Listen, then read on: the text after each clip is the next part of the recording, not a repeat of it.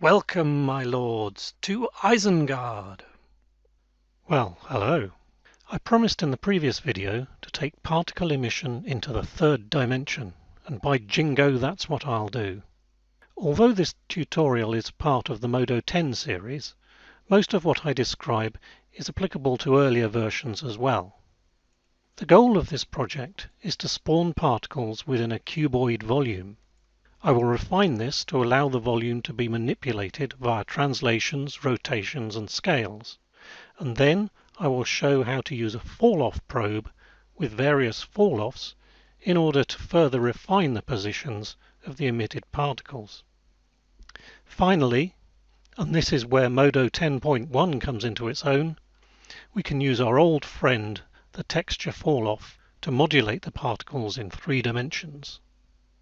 As they say in California, good times. So let's start by generating particles within our cuboid. What we're going to need to start with is some sort of particle emitter.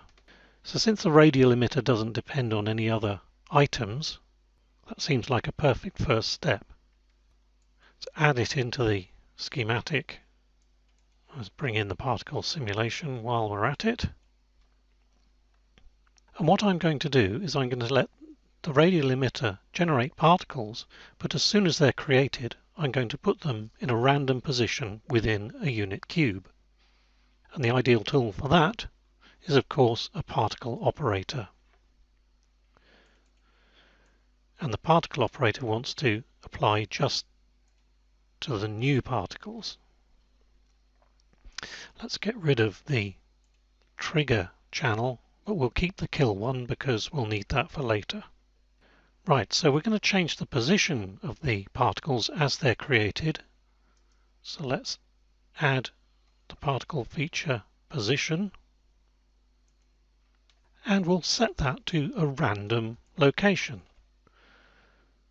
We're going to need some random nodes, and I'm going to use the nifty new preset browser to bring them in. Let's have 3 randoms, one for X, one for Y, and one for Z. Now let's naively just wire those randoms into our position, and we will see the error of our ways fairly quickly. But first let's set the velocity of the particles to 0 so we can see where they're being emitted from. And we get, well, particles are being emitted randomly, but not very randomly. It's in a straight line, and that's because these random nodes are taking their seed from the time, and each of them has exactly the same seed. So although these are random from one step to the next, they're generating the same random number as one another. So we just get the particles generated on the diagonal. Well, the first thing I'm going to do is I'm going to change the range of these to be between minus 0.5 and 0.5, and that way we will get a unit cube centered on the origin. There's a quicker way of doing this. I could have selected them all in one go and changed them all at once, but I'm stupid, so you're going to have to watch me tediously change them all. Okay, so we need to randomize these random numbers, and there are several things that we can do. The first is, rather than use the time as the seed, we could use the particle ID. Every particle is going to have a different ID, and if we add that to the current time, then we should get a pretty good random distribution. So let's add the particle ID feature into our particle operator, and for convenience I'm going to separate it out because it's going to want to live over here somewhere. And on each of these random nodes, let's turn the use time as seed off and add the seed channel into the schematic. It's handy that if you've got multiple nodes selected and you drag a channel in, it'll be added to all of the corresponding nodes. And we're going to base our seed off the particle ID and the current time. So we'll need a time node as well. I'm actually going to use the frame rather than the time. So let's add them together. And this is where the preset browser comes in really handy. Makes for a very quick workflow. Let's take the particle ID, add it to the frame. Now I'm falling into the same mistake again here because they all have exactly the same value. So we're going to have the same seed for all our random numbers. So we're going to end up with a diagonal again. And that's not what we want. So what we need to do is add in something to make each of these channels different. So what I'm going to do is add an offset to each of the channels. And the number doesn't really matter, it can be anything you like. Just ring in the changes.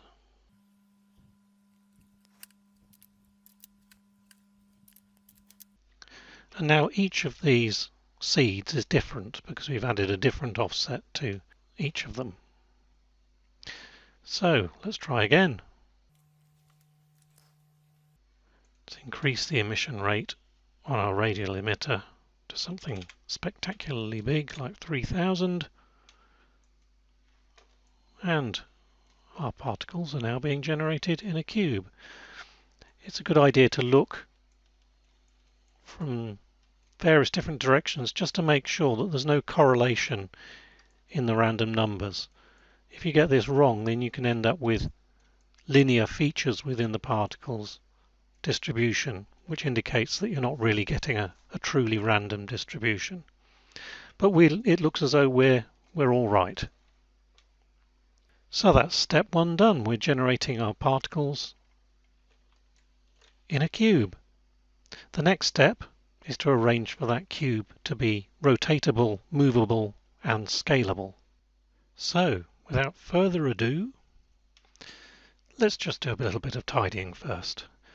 I don't really want to see the particle operator or the radial emitter anymore, because when I run the simulation we can see where everything is. And the other thing I've done is I've tidied up this calculation here. I was being a bit overzealous with my additions. We really just need to add the ID and the time or the frame together once, and then add the offsets to get our random seeds. And that, as you can see, works just fine. Okay, so how are we going to manipulate this volume? First things first, let's add in a locator. That'll give us something to grab hold of, and because this is going to be controlling that unit cube, it would be sensible, I think, to display it as a unit cube. So let's select the custom shape. We'll use replace mode and draw it as a box, wireframe, and that should neatly show us the volume which is going to be occupied by the particles. Excellent. Let's bring the locator into the schematic, and what I'm going to do is I'm going to grab hold of this locator's transformations, its scale, its rotation, and its translation. So let's go into the channels and drag those in, and I'm going to use the combined transformation, so let's combine those together using a matrix compose.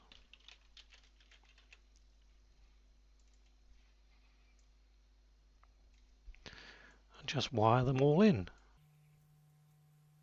So now we have the combined transformation associated with that locator. We want to use that to move our particles. Well, we know where our particles are. They're at this position that we're feeding into the particle operator. We just want to transform that position and then feed the transformed position into the particle operator. So how do we do that? Well, there is a nifty matrix vector multiply node. Here is our matrix, and the input is going to be our original generated position, and our output is our new generated position. This is a vector, so we can wire them all together in one lump, and that should be job done. Let's make sure that it's still working without any transformations, and then select the locator, rotate it, and our particles are generated in the rotated cube. If I move the cube up, they're generated in the right position. Let's put things back where they were, and that's step 2 done. Having lovingly created our particles, we're now going to kill some of them. The executioner will be the particle operator, and the judge will be the Falloff probe. So let's add in our Falloff probe.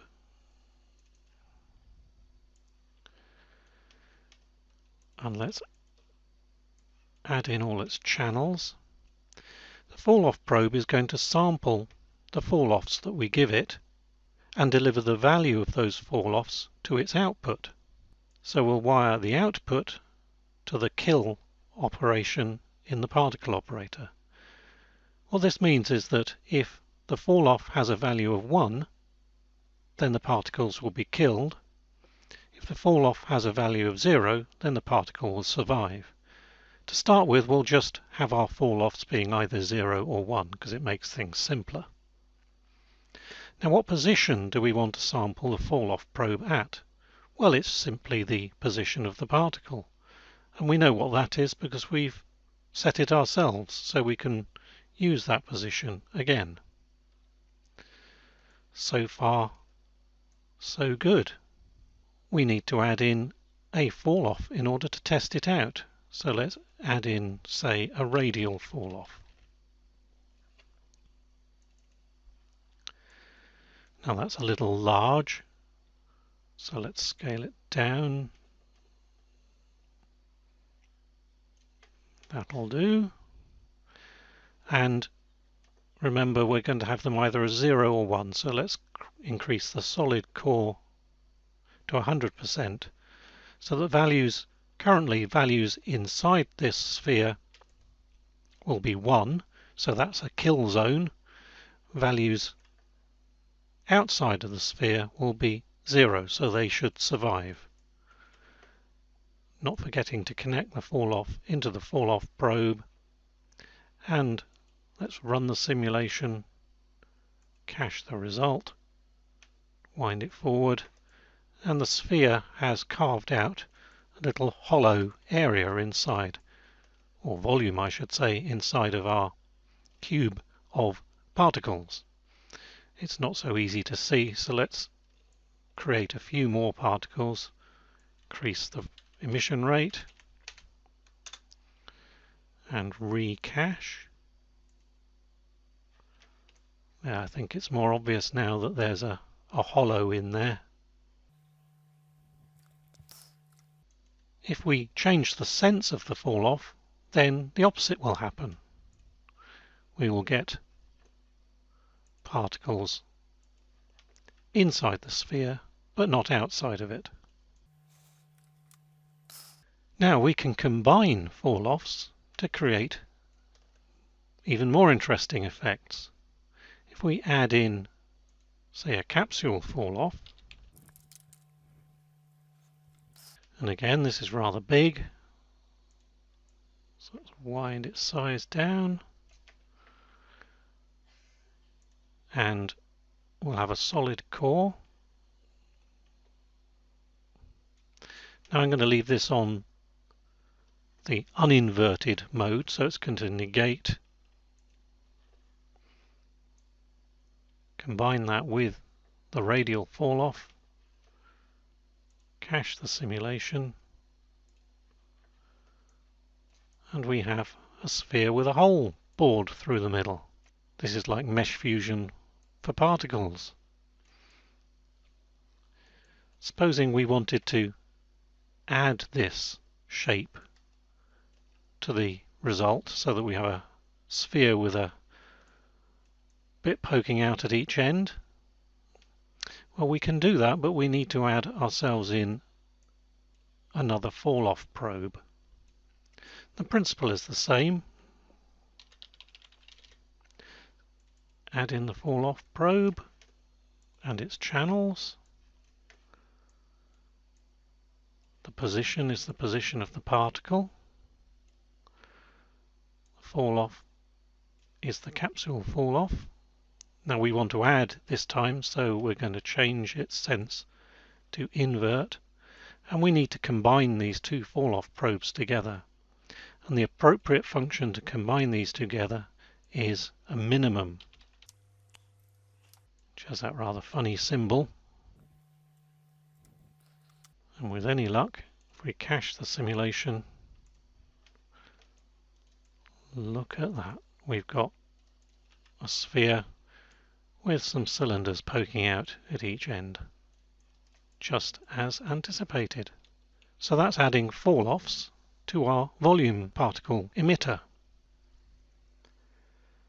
So up until now we've been dealing with falloffs that are either 0 or 1. What if we want to have a fuzzy edge to our falloff? So supposing rather than having 100% solid core, we have a 60% solid core. We would like for the solid part to be very dense and then the density to fall off towards the edge of the sphere. Well, it's actually quite straightforward to achieve that. What we need to do is introduce some extra calculations between the output probe and the kill operator. Let's just for fun run the simulation without making any changes. And what you can see is that the particles are just retained in the inner part. So we want some extra particles to appear in this gap between the solid core and the edge of the falloff. So here we have an output which will be some value between 0 and 1. And depending on whether it's closer to 0 or 1, we want to either kill the particles or not. But we don't always want to kill them. This sounds like we need another random number. So let's add in a random node, and just as before, we won't use the timer's seed, we will use our own seed value, and I'll just borrow this one. And we'll use the result of that random number and compare it with the output from the falloff probe.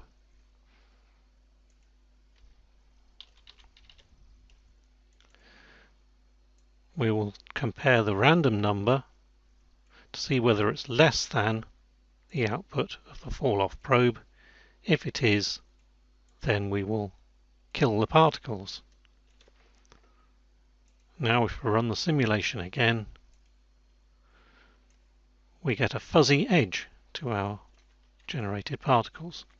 The closer to the edge of the falloff, the more likely it is that the particles will be killed. So there we have falloffs with a fuzzy edge. In this last section, we're going to be in Modo 10 territory. What we're going to do is we're going to use a texture to create a falloff, and that falloff will drive our particle generation. So we'll be able to create particles in the shape of a three-dimensional texture. My excitement knows no bounds. Okay, so let's first add in the new texture falloff and connect that into the falloff probe, and we'll need a texture. So let's add in a 3D texture like maybe Bozo. It's as good a texture as any. Add that into our schematic and connect it into the falloff. Now, it's quite difficult to imagine what these textures look like, so I'm going to create an instance of the bozo texture, and I'm going to use that as the diffuse color of a piece of geometry. So let's add in a quick piece of geometry. I think I'll add in a unit cube, and for some reason I've created it inside the texture group, which is not too sensible. Well, let's assign a material to that. Let's call it cube stuff, and in the shader tree we can put our instance texture into the cube stuff. Now we can't see anything at the moment because we're not using RayGL mode, so let's turn that on, and you can see that there is a texture applied. We need to create a much more on and off one to be able to see the effect on the particles. So I'm going to crank the gain up to 100% and wind the bias down, and I'm also going to change the scale of the texture to create a bit more detail. Yeah, we can see now that this texture exists in three-dimensional space and is, a reasonable shape for our purposes. Let's turn RayGL off and tidy up the schematic a little bit. We don't really need that node, so let's remove it. Now I've found that the values coming out of the falloff with the texture falloff tend not to be exactly 0 and 1. So what I'm going to do is I'm going to create a threshold in here. So we'll just compare the value with, say, 0.5 to see whether the texture is above or below the midway point, and use that as the decision whether or not to kill the particles. So let's put the output into the threshold comparison node, and the result can go into our kill. Let's hide the cube and run the simulation and keep our fingers crossed. And by some amazing miracle, it is working. We're getting particles created in the shape of a three-dimensional texture. Just to give you a better view of the shape of the whole thing, let's crank up the number of frames and then cache the simulation so that we've got loads of particles, and wind forward to frame 600, and there you have it, a three-dimensional representation of a volume texture. I think that's about it for this tutorial. As always, thanks for watching, and I'll see you again soon, hopefully.